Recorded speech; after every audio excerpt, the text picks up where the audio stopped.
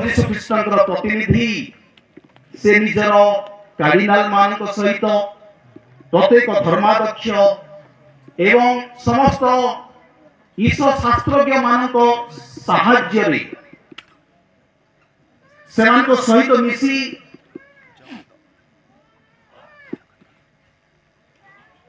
तर्क वितर्क करी तर्जमा करी बाइबल अनेक तथ्य विषय ध्यान करी आज को पुण्य पिता चारि गोटी महामारी को ऊपरे चारि गोटी विश्वसनीय सत्य घोषणा करिसेंती जहाँ को आमाने डॉगमा बोली कहू इंग्रजी तेणु प्रथम विश्वसनीय सत्य घोषणा होउची कुमारी मारिया ईश्वर माता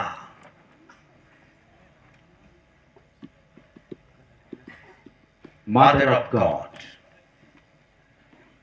द्वितीयटा होउची चिर अक्षता कुमारी परपेचुअल वर्जिनिटी तृतीय होउची कुमारी मारिया को स्वर्ग नयन एवं चतुर्थ जा आज आमाने पर्व पालन करुछु जे विमला गर्भसमुता मारिया पुण्य पिता नवम पियूष 1854 साल रे डिसेंबर 8 तारीख रे से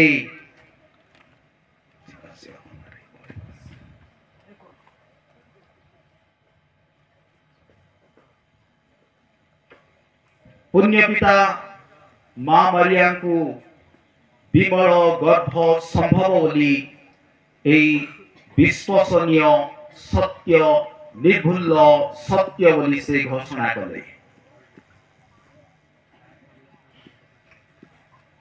ठीक पुण्य पिता घोषणार 4 वर्ष पर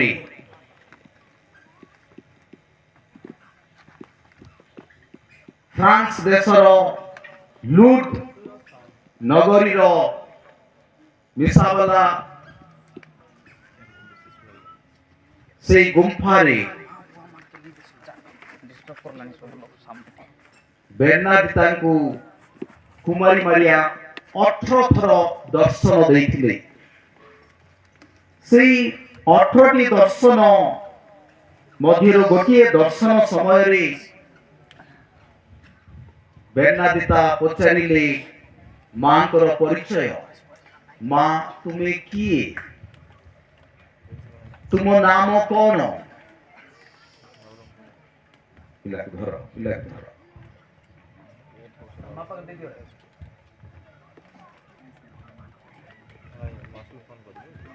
एवं कुमारी मारिया निजे से बेर्नार्डिता को कहले मो विमल गर्भ संभव praise the Lord praise the Lord praise the Lord मां मारिया निजे बेर्नार्डिता को कहला पूर्वरु पुण्य पिता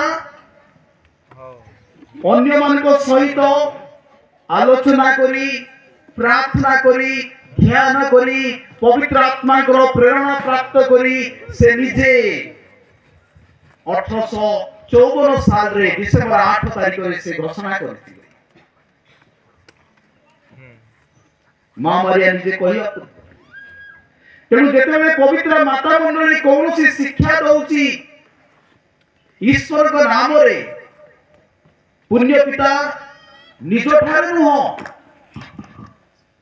ईश्वर प्रेरणा प्राप्त करी से शिक्षा दियंती एवं से आह्वान करती कहले तुम ये पत्थर ऊपर मु मोर मंडली गढ़ी एवं से पितर को चाबी देवे स्वर्ग मर्त्यर चाबी देवे से अधिकार देले एवं शिक्षा देवा पाई स्वर्गर शिक्षा एवं कि मर्त्यर शिक्षा एवं समस्त नैतिकतार शिक्षा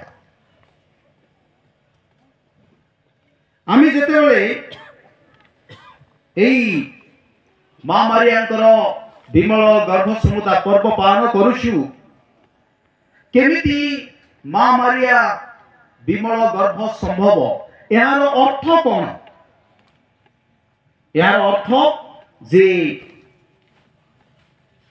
कुमारी मारिया को ईश्वर आदि पापरु मुक्त कले कुमारी मारिया को कौनसी पाप स्पर्श करि नथिला कुमारी मारिया को ईश्वर निजे पवित्र कले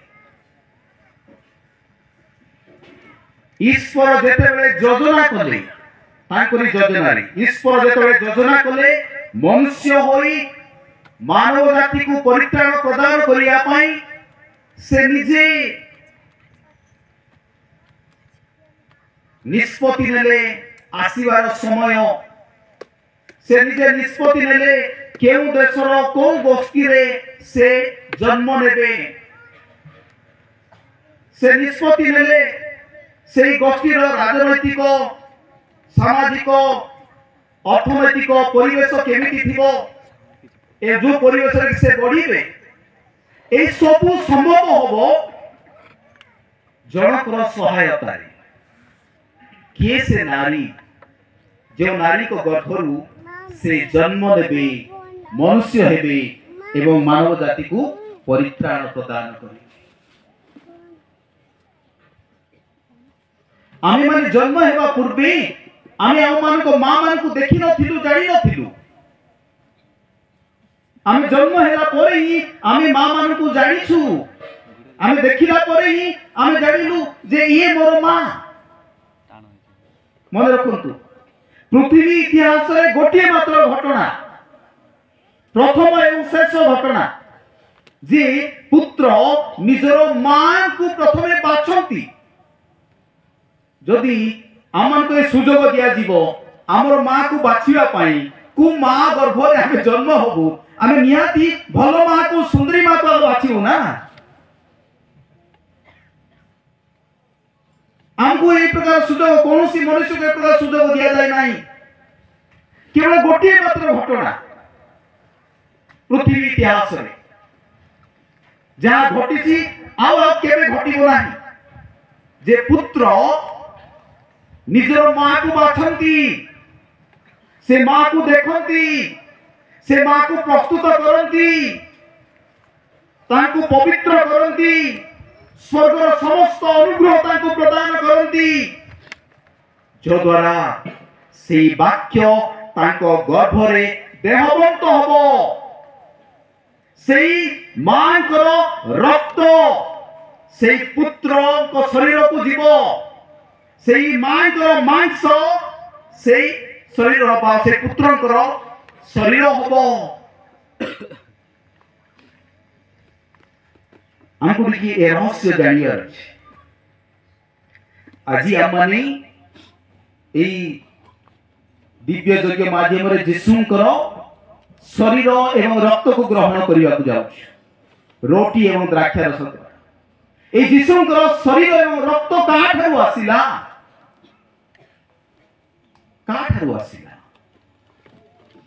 मांकर रक्त कुमारी मारियांकर रक्त कुमारी मारियांकर से शरीर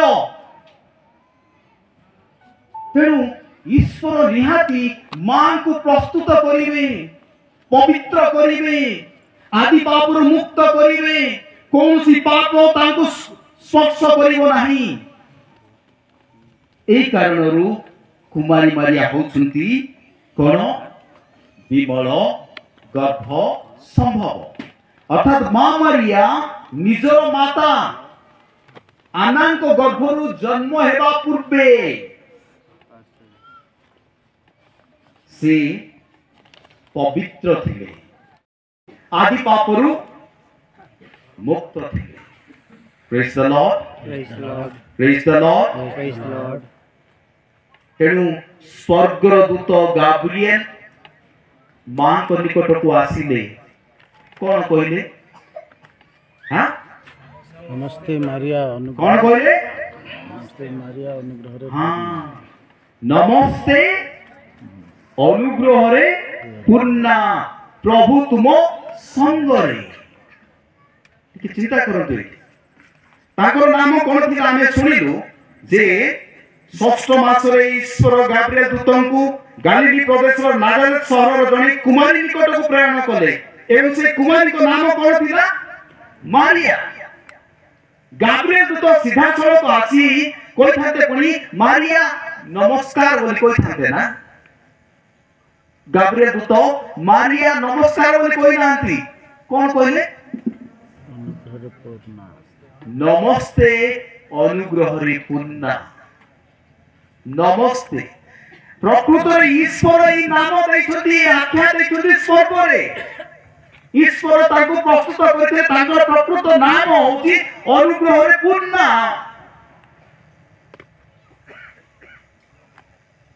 ପବିତ୍ରରେ ପରିପୂର୍ଣ୍ଣା। ତେଣୁ ମା ମାରିଆ ଯେତେବେଳେ ଏଇ ଦୂତ ଯେତେବେଳେ କହିଲେ ନମସ୍ତେ ଅନୁଗ୍ରହ ପୂର୍ଣ୍ଣା, ମା ମାରିଆ କଣ ହେଲେ? ସେ ବିସ୍ମିତ ହେଲେ, କାରଣ ସେ ଜାଣିଛନ୍ତି ତାଙ୍କର ନାଁ କଣ? ମାରିଆ। ଯଦି ମୋ ନାମ ଧରି ଯଦି ମତେ କହିବେ ନାହିଁ ଅବେଦ ବୋଲିକି, ଆଉ କଣ କହିଲେ ମୁଁ ଆଶ୍ଚର୍ଯ୍ୟ ହେବି ନାହିଁ କି? ତେଣୁ ମା ମାରିଆ ବି ଆଶ୍ଚର୍ଯ୍ୟ ହେଇଯାଉଛନ୍ତି। ଈଶ୍ୱରଙ୍କ ଯୋଜନା ସ୍ୱର୍ଗରୁ ଆମେ ଜାଣିନୁ।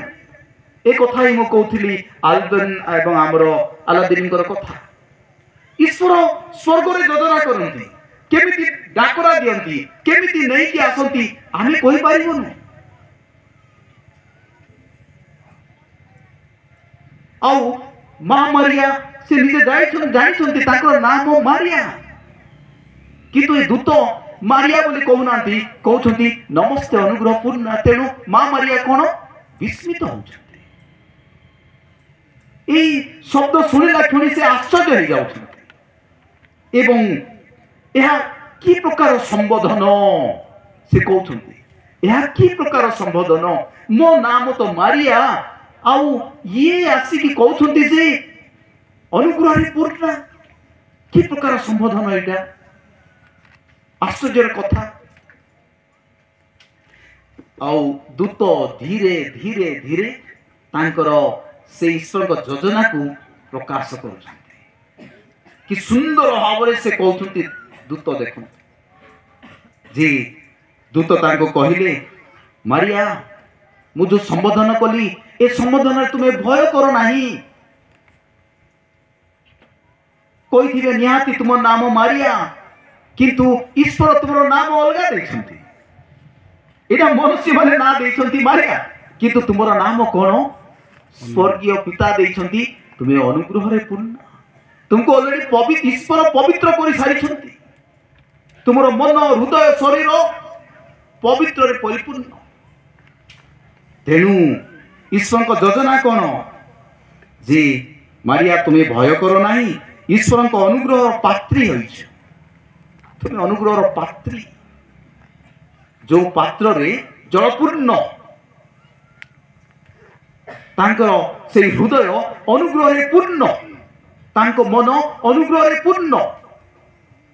ଆଉ ସେଠି ଆଉ କିଛି ଆଉ ଢାଳିବାର ନାହିଁ କି ମିଶେଇବାର ନାହିଁ। ତେଣୁ କୌଣସି ପାପ ତାଙ୍କୁ ସ୍ପର୍ଶ କରିପାରି ନାହିଁ।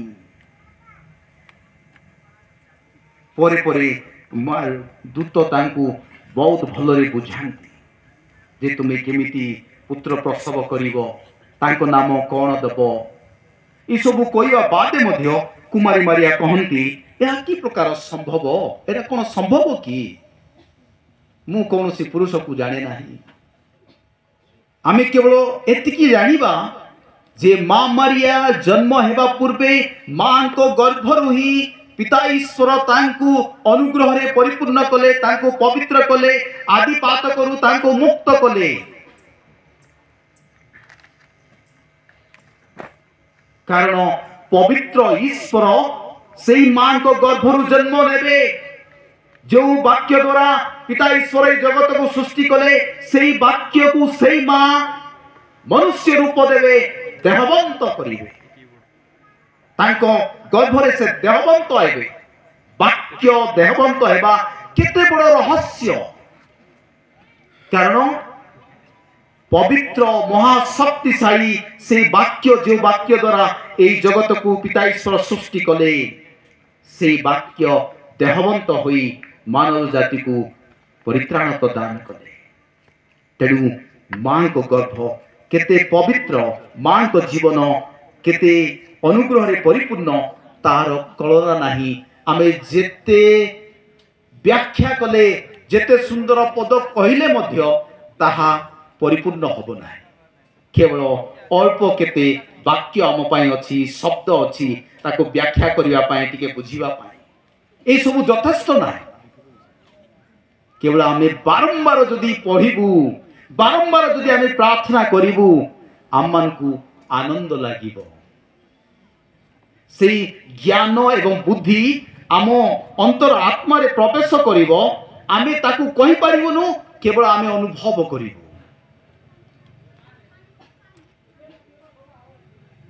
एई दिन रे प्रिय भाई और भणी माने मांकर नाम एते शक्तिशाली, आमे ताकू वाक्य द्वारा व्याख्या करि परिबा नाही।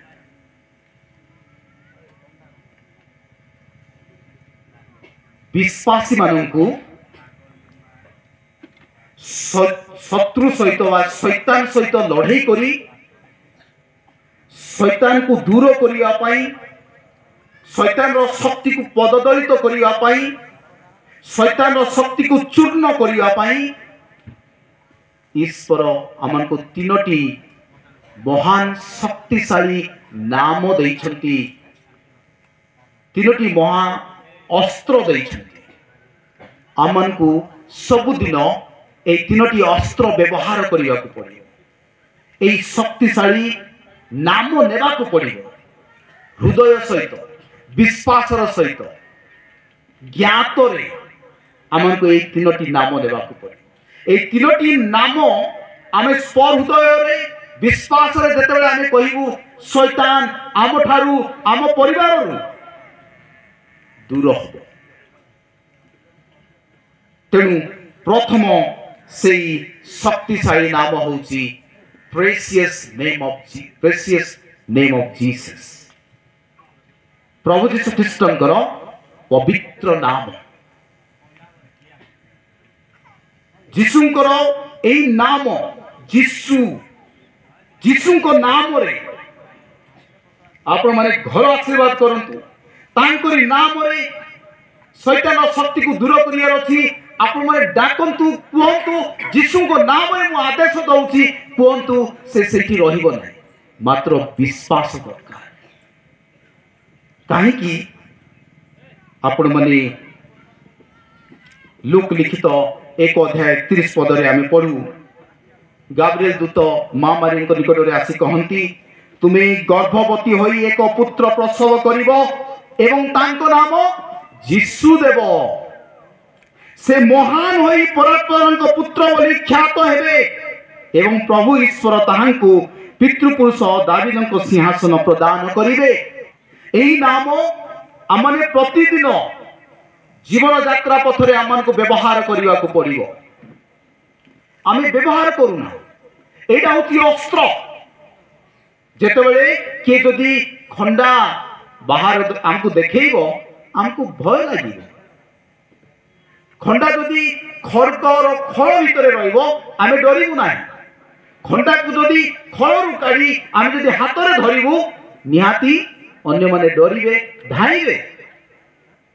समान कथा जीशुंकर नाम गोटे खड़ग सदृश्य। आमर जिह्वा द्वारा, आमर हृदय द्वारा, आम मन द्वारा आमन को व्यवहार करने को पड़ो। शैतान दूर हम।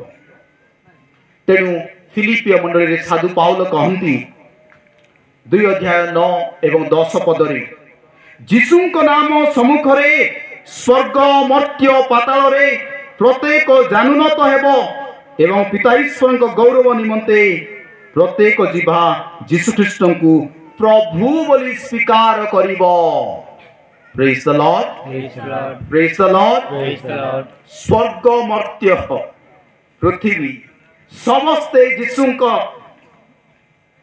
आगरे जानुपात करिवे। तार अर्थ यही पृथ्वीर हो कि पतालर हो जे कौनसी मंद आत्मा केबे मध्य ईश्वर आगरे जीशु नाम आगरे छिड़ा होई पारिबो नाही रही पारिबो नाही कारण जीशु कहते दूर हुओ शैतान शैतान को से दूर करिसेंती आउ से अधिकार आम समस्त को ईश्वर देइछंती स्नान संस्कार द्वारा प्रत्येक संस्कार द्वारा जो द्वारा जीशुंकर नाम नहीं आमे शैतान को दूर करि पारिबु। द्वितीय महाशक्तिशाली नाम बा महाशक्तिशाली अस्त्र होची प्रेशियस ब्लड ऑफ जीसस प्रभु जीशु ख्रीष्टंकर पवित्र रक्त बा रुधिर जहाँकि आम माने दिव्य प्रसाद द्वारा ग्रहण करुछु। हिब्रू ग्रंथ 9 अध्याय 22 पदरे लेखा जाए समस्त विषय रक्त द्वारा ही शुद्ध होइथाय बिना रक्तपातरे पाप क्षमा संभव होई न थाए। जीशु निजर पवित्र रक्त को ढाली आमनक रक्त रे थिबा से पाप को से धौत करिसंती जहाँकि शैतान इच्छा करे ना। तेणु जीशु तांकरी प्रचार कार्य आरंभ करिया पूर्वे जेतेबेले 40 दिन 40 रात्रि काल से प्रार्थना उपवास कले शैतान जाई तांकु परीक्षा कला जो द्वारा ईश्वर को योजना चूर्ण हबो किंतु जीशु केवल से क्रूस रे झुली निजर पवित्र रक्त को ढाली निजर पवित्र शरीर को उत्सर्ग करी मानव जाति को परित्राण प्रदान करिया पय आस्थिले। तेणु जीशुंकर ए पवित्र रक्त अति ए रक्तर नाम अति शक्तिशाली अटे बड़ अस्त्र अटे। तेणु प्रथम पितर 1:18 पदरे आमे पढ़ू तुमे माने जानी रख कौन सी निरर्थक रीतिनीति किंबा नस्पर सुना बा रूपा विनिमय रे परित्राण पाइना हूँ बरं निखुण तथा निष्कलंक मेष शावक तुल्य ख्रीष्टन का मूल्यवान रक्त द्वारा उद्धार पाइछु। जीशु ख्रीष्टंकर पवित्र रक्त द्वारा माने उद्धार पाइछु। तेणु जीशुंकर नाम जीशुंकर पवित्र रक्त ए दुईटी शक्तिशाली नाम अटे दुईटी बड़ अस्त्र अटे। तेणु प्रत्येक साधु साध्वी माने सबुदिन जीशुंकर से दिव्य शरीर रुधिर को ग्रहण करिया पाई आतुरे जगी रहउथिले कारण यह द्वारा आम मनर विभिन्न प्रकार आम जीवनर विभिन्न प्रकार से अंधकार शक्ति शैतान शक्ति दूर होइथाय। आमे जदि प्रस्तुत होई जीशुंकर एई पवित्र शरीर एवं रक्त को ग्रहण करिवु आम जीवन रे रहिथिबा से अंधकार शैतान शक्ति दूर हबो। तृतीय शक्तिशाली नाम शक्तिशाली से अस्त्र होची कुमारी मारियांकर नाम मन रख। आज मां पर्व पालन करुछु तेणु मु कहूछि कुमारी मारियांकर नाम कहीं आदि पुस्तक 3 अध्याय 15 पदरे आमे पढ़ू जे कुमारी मारिया सर्पर मस्तक को कौन कले दलन कले चूर्ण कले सर्पर मस्तक को से दलन करिसंती। तेणु मां को नाम नहीं आमे जेतेबेले विश्वास रे प्रार्थना करिवु शैतान आम पाखरे आसीबो नाही आम सहित लड़ाई करि पारिबो नाही। जेतेबेले आम माने नवीना प्रार्थना करिवु माला प्रार्थना करिवु दूतंकर बंधना करिवु विभिन्न तीर्थस्थान को जबु मानत हबु एई सबु होउची मां को प्रति थिबा हमर भक्ति एवं प्रेम एवं श्रद्धा जदि आमे विश्वास ए सब करिवु एवं मांकर नाम नबु शैतान आम पाखरे रहिबो नाही शैतान आम थारु दूरे जीवो आम घर दूरे जीवो तेनु पवित्र माता मंडली आम मान को आह्वान करे कहूची सब बेले जे निज गृह रे सबुदिन माला प्रार्थना करो जो द्वारा शैतान रो शक्ति गृह रे प्रवेश करिवो नाही कारण मां मारिया सेई सर्पर मस्तक को दलन करिसेंती टिके चिंता करंतु जी आमर प्रथम नारी हवा जेते बेले सर्पर कथा सुनिला मानिला फल भक्षण कला सेते बेले शैतान कौन होइथिबो आनंदित होइथि से आनंदित होइथि किंतु मां मारिया ईश्वरंकर कथा सुनिले जदिबा विस्मित हेले जदिबा संदेह हेला गाब्रिएल दूत तांको कहिले मां मारिया बुझिले एवं कहिले कोन मु प्रभुंकर दासी तुमर वाक्य अनुसारे मो जीवन रे घटू आमे जेतेबेले प्रभुंकर दास एवं दासी हबु शैतान क्रंदन करिवो चित्कार करिवो जदि आमे शैतान रो कथा सुनिबु तार काम करिवु से आनंद रे चित्कार करिवो जदि ईश्वर को कथा आमे सुनिबु ईश्वर को कथा मानिबु तांकर आज्ञा सकल आमे पालन करिवु तांकर दास दासी हबु सेतेबेले शैतान क्रंदन करिवो दंत कड़मड़ करिवो एवं आम ठारू दूरेई जीवो सो व्हाट यू वांट कौन आपण माने चाहंती ए मां को पर्व आज आपण माने पालन करछुंती कौन आपण मान को इच्छा मां को भली आम ईश्वर को कहिबा मु ईश्वर को दासी मु ईश्वर को दास ना प्रथम नारी हवा को भली आमे सर्पर कथा सुनिबा सर्प केते मजारे कहिबो जानि ना तेणु एई मांकर नाम आपण माने नियंतु सबुदिन निज घरे निज कार्यस्थली रे किबा निज बिलरे काम करिया समय रे मां को नाम नियो दूतंकर बंधना कोन त्रिसंध्या बंधना कोंतु एई सबु द्वारा आम जीवन रे आश्चर्य कर्म हबो शैतान केबे ताको शक्तिशाली करिवो नाही शैतान सबले शक्तिहीन करिवो ता जाल जदि आमे पड़ी जीवो से जानिछि केमिति तुमको बांधिकी रखिबो ता जालरू आउ बाहरिबाटा बहुत कष्ट से आकर्षण जिनिस आकर्षणीय लोक मानकु आम पाखकु नहीं आसीबो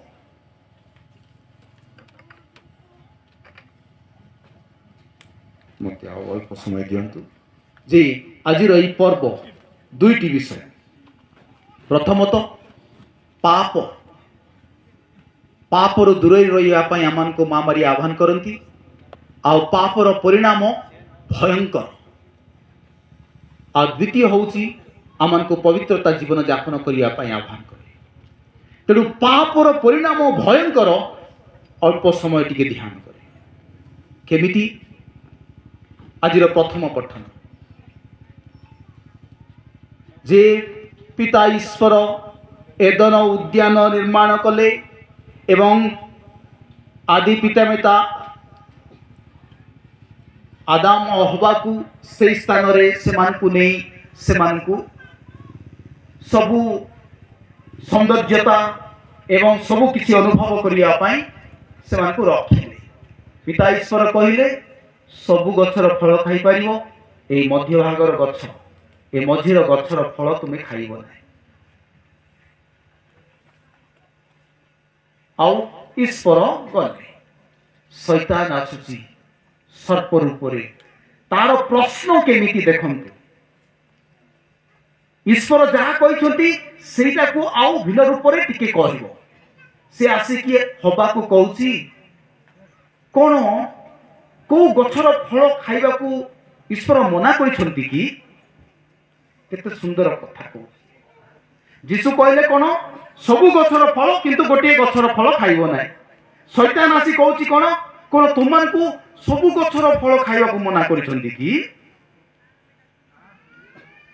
सेते बेले हवा कहूची ना ना ना ए गोटे गछर फल खाइबा को मना करिसंती आउ सबु गछर फल खाइबो हां सेते बेले शैतान धरुची एवं कहूची कोन ईश्वर कर उद्देश्य अलग तुम्हें जदि ये गछर फल खाइबो तुमर आखि खुला हम से तो अलरेडी ताकर आखि तो खुला थिला से तो सब देखुथिले आउ शैतान कहले तुमर आखि खुला हबो तुम ईश्वर परी हेई जीवो कारण ए शैतान स्वर्ग रे ईश्वर परी हेबा पई चेष्टा कला लुसिफर आउ अन्य दूत मानकु साथी रे नेला एवं ईश्वर के विरोध में स्वर उत्तोलन कले आउ सेमान को आगा ईश्वर स्वर्ग रु तोड़ी देले एबे से आसी कहूची काकू हबाकू ना ना तुमे जदि खाइबो तुमे कोन हबो ईश्वर को परी हेई जिवो आउ ईश्वर सेटा चाहू नांती तेनु तुमे एटा खाओ देखिबा को बहुत आकर्षणीय आर कथा मध्ये अति सुंदर आउ किए जदि कहबो तुमे ईश्वर परी हेई जिवो तुमर धन बढ़ी जीव तुमे एमिति हबो सुंदर हबो बलिष्ठ हबो बोली जदि आमखु पापर फासरे पकेइबो आमे से पापर परिणाम कोन आमे जानिबु नाही केते बेले आमे बलियान हबु केते बेले आमे धनीशाली हबु ए कथा चिंता करिवु ना आदि पापर परिणाम आम जीवन रे भी अछि तनु धनीशाली हेबाकू सुंदर हेबाकू शक्तिशाली हेबाकू अन्य ठारू आउ टिके भलो हेबाकू जो पापर फासरे आम मैंने पड़ जाऊँ आम मन पकाउनु माँ मारिया मध्य एमती सब आसला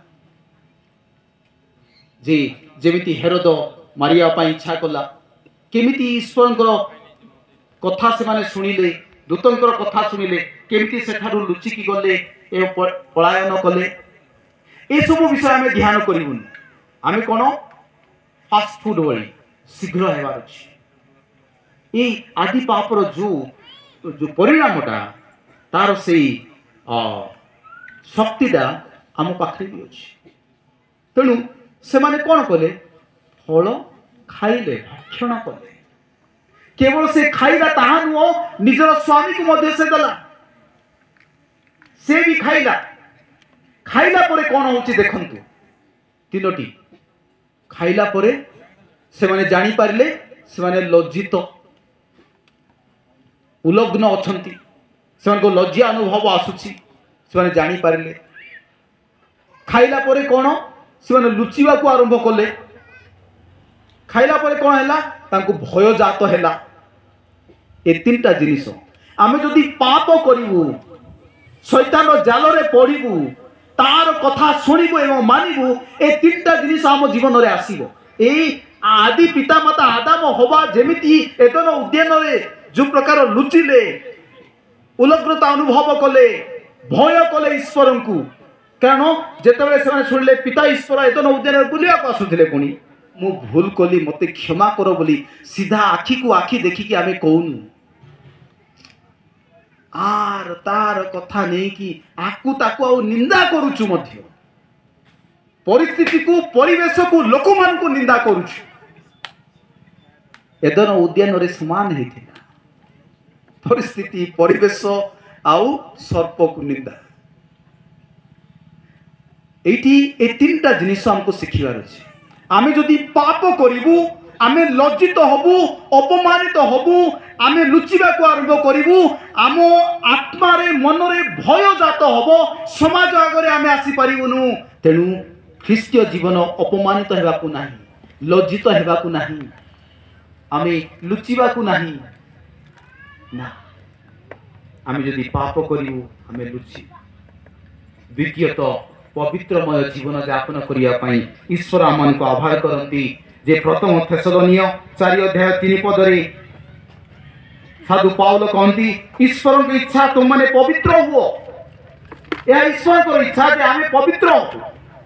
एवं प्रथम पितर 1:15 पदरे आम पढ़ू जे तुमको आह्वान करिसंती से जेपरि पवित्र तुमे माने मध्ये सेहीपरि समस्त आचरण रे पवित्र हो। माथि लिखित सुसमाचार 5 अध्याय 8 पदरे जीशु निजे कहती धन्य पवित्र हृदय व्यक्तिगण कारण से माने ईश्वर दर्शन लाभ करिवे। आमे पवित्र नहेले आमे केबे ईश्वर को दर्शन करि पारिबो नाही। ईश्वर जीवंत वाक्य को बुझी पारिबो नाही। पवित्र संस्कार रहस्य को आमे अनुभव करि पारिबो नाही। आम हृदय आम मन को पवित्र करिबा नितांत आवश्यक। तेणु आसंतु प्रिय भाई भणी माने ईश्वर आम को सुजोग दे अछंती आम माने जेपरि कि आम जीवन यात्रा पथरी पापरू दूरे रहिबा पाप करिबा को भय करिबा कारण पाप होची ईश्वर को पाई बड़ शत्रु। जेपरि कि आमे माने सब बेले प्रकृत ख्रीष्टीय विश्वास से परिचय अन्य मान को दे पारिबा। पिता ईश्वर आम समस्त को आशीर्वाद करंतु पिता और पुत्र एवं पवित्र आत्मा नाम रे।